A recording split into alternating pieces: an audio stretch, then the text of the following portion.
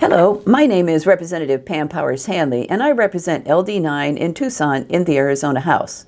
Today is February 16, 2022. We just finished the Ways and Means Committee meeting. It's not a very long agenda today, but we did have one very contentious bill, and that was HB 2803. Initially, this bill by Representative Fillmore with a co-sponsor of Representative Blackman, initially this was broad expansion of the Empowerment Scholarship Program. You'll remember that in 2018, over 1 million Arizona voters said no to Prop 305.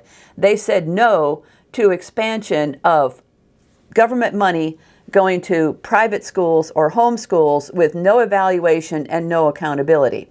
Well, obviously the Republicans did not listen to the voters because repeatedly they have proposed expansion of empowerment scholarships in the legislature.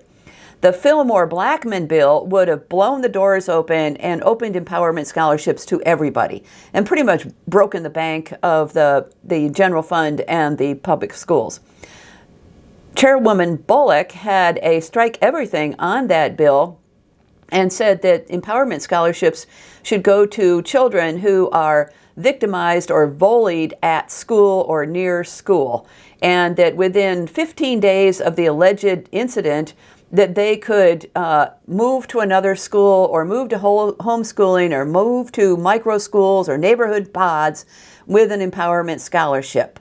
So what's wrong with that idea? Well, first of all, the empowerment scholarship program has no accountability and no evaluation. It was designed to be not evaluated. So we actually don't know how well kids are doing with those empowerment scholarships, and that was by design. We also, this is a big leap of faith that a kid is going to be safer in one school versus another school. Look at what's going on worldwide with the Catholic Church. Thousands of children have been victimized over decades by the Catholic Church. And so many of these scholarships go to religious schools, Catholic schools, Jewish schools, and other religious schools. So why would we assume that those kids are going to be safer there? There's no data. There's no accountability. It's a leap of faith. On the other hand, what we're ignoring is that bullies are usually victims also. A child is not born bad. A child is not born a bully. A child learns to be a bully, usually at home. So what's going on with that kid? We're not addressing that part of the equation at all. So the other thing we're not addressing in this bill is that schools could be safer if we had more school nurses, more school counselors, more support for teachers and students, if we actually had a safe space in schools. But the way the state has treated public schools is an abomination, in my opinion. We have cut budgets, we have victimized schools, victimized certain groups of students. Rich schools are rewarded, poor schools are demonized. And so we do not have a level playing field in this state, and this bill is not going to make that playing field level.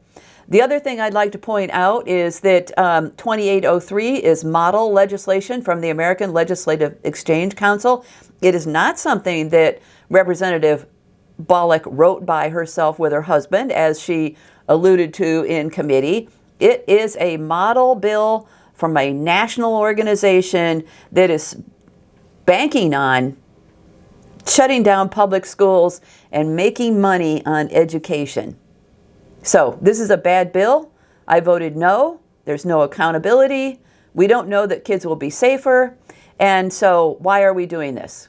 We should be making schools safe, and we should be helping the victims and the bullies, because bullies are victims too.